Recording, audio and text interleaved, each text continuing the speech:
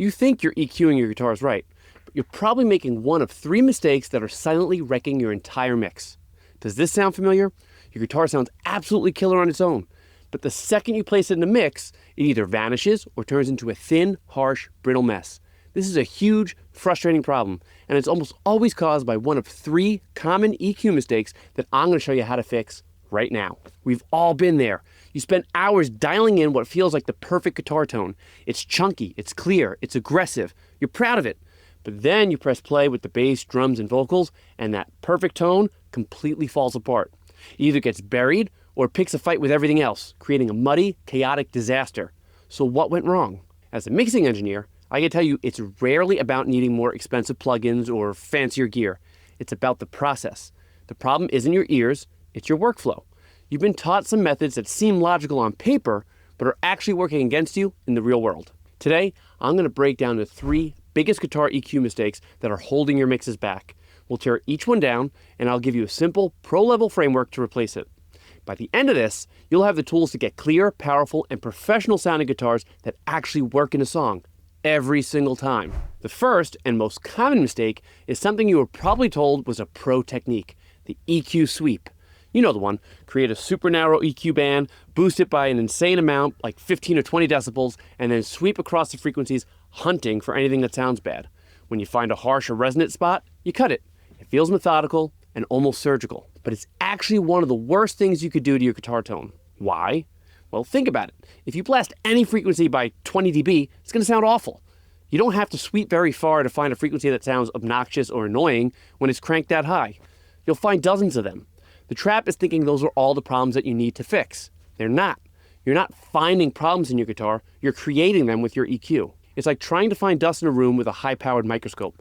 You'll find it everywhere, on every surface. But that doesn't mean the room is filthy.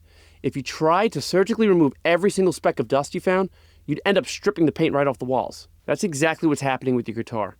After you've made 10 of these tiny surgical cuts based on sweeping, the lifeblood of your tone is gone. All the little resonances and overtones that gave the guitar its character and aggression have been scooped out.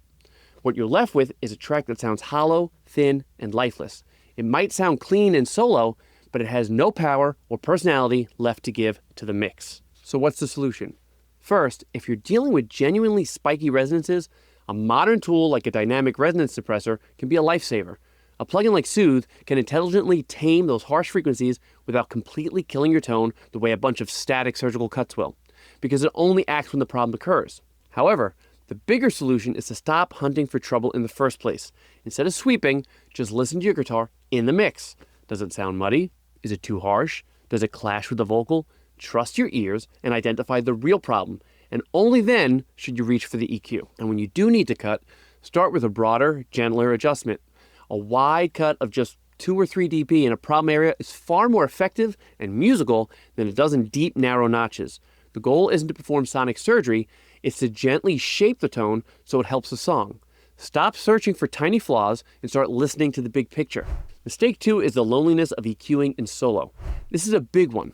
This is the mistake that causes more frustration than any other.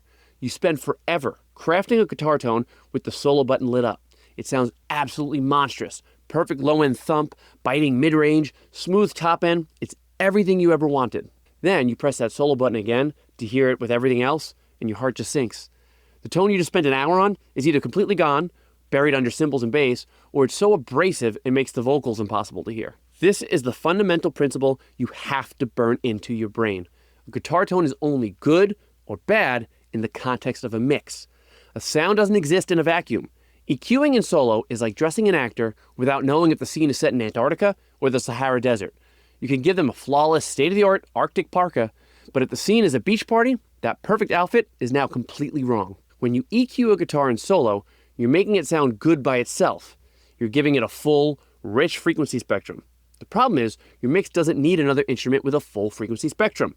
It already has a bass for low end and vocals and cymbals for the high end.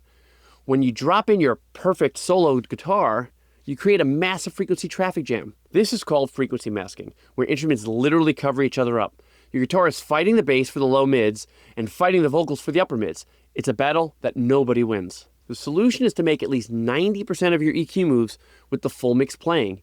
You can use solo for a quick initial cleanup to find a noisy hum or a glaringly bad frequency. But the moment you start shaping the actual tone, you need to hear how it interacts with everything else. This takes a massive mindset shift. Your goal is no longer to make the guitar sound good. Your goal is to make the guitar fit. You're a sculptor, carving away pieces of the guitar's frequency range to create pockets for other, more important elements. Does the guitar's low end make the bass feel blurry? Then you have to cut it from the guitar, even if it makes the guitar sound a little thin by itself. Is the guitar's aggressive mid-range stepping on the lead vocal? Then you have to gently tuck it down. And when you solo a guitar after making these in-context moves, it might sound weird, hollow, or even bad. But when you put it back in the mix, everything suddenly locks into place. The entire mix will feel clearer, wider, and more powerful. If you're finding this helpful, do me a quick favor and hit that subscribe button. We get into practical, real-world mixing advice just like this every single week. And speaking of practical advice, stick around to the end, because I've got a free guide for you that tackles the most important step before you even touch the EQ. Now, before we move on, I want to hear from you. What's the biggest EQ mistake you've made? Drop a comment below and let me know your biggest struggle. The third mistake is forgetting about the two most powerful EQ tools you have, the high-pass filter and the low-pass filter. Beginners often skip over them because they aren't as flashy as boosting a cool frequency. But I promise you, using filters properly is the single fastest way to take your mixes from amateur to pro. Let's start with the high-pass filter. It does exactly what it says. It lets the highs pass while cutting the lows. Heavy, distorted guitars generate a huge amount of unnecessary low-frequency information, even if they don't sound particularly bassy. This is a rumble or mud that usually lives below 100 to 150 hertz. By itself, this low-end rumble might not seem like a big deal on the guitar track, but in a mix, it's poison. It clashes directly with the kick drum and bass guitar, creating a bloated, undefined low end where nothing feels punchy. The fix is simple. Put a high-pass filter on your guitars. For heavy rhythm guitars, a great starting point is to set a 12 dB per octave filter anywhere from 80 to 120 hertz.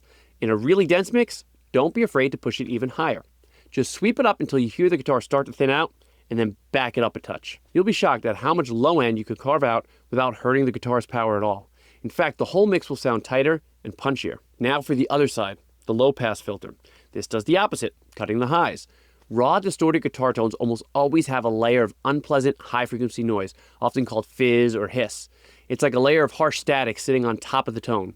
This fizz sounds amateurish. It's fatiguing to the listener's ear, and worse, it masks the delicate shimmer of your cymbals and the airy presence of your vocals. To fix this, grab a low-pass filter with a gentle 6 to 12 dB slope. Start it at around 12 kilohertz and slowly lower it. You want to roll it down until you hear that harsh fizz disappear, but stop before you lose the aggressive bite of the pick attack. You'll often land somewhere between 8 to 10 kilohertz, but in a busy mix, it's not uncommon to filter it all the way down to 5, 6K just to really make room for the vocals and cymbals. The result is a guitar that instantly sounds thicker, warmer, and more professional. When you use the high-pass and low-pass filter together, you're doing the ultimate pro move, bracketing your guitar.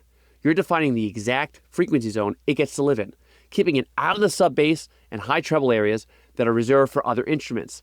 This one technique will give you more clarity and separation than any other EQ trick. So let's pull it all together. The three blunders that might be holding you back are the obsessive EQ sweep that's killing your tone, EQing in solo mode instead of in context, and forgetting to use high-pass and low-pass filters to bracket your guitar into their own space. It's easy to get lost in the weeds with EQ, but it doesn't have to be a struggle. If you can shift your mindset from making the guitar sound good alone to making the guitar fit in the mix, you'll be on your way to getting those powerful, clear, and professional guitars you've been chasing. It's an attainable skill, and you could start today. If you want to get your track sounding pro before you even touch the EQ, I put together a free guide on how to record guitar and bass DIs like a pro.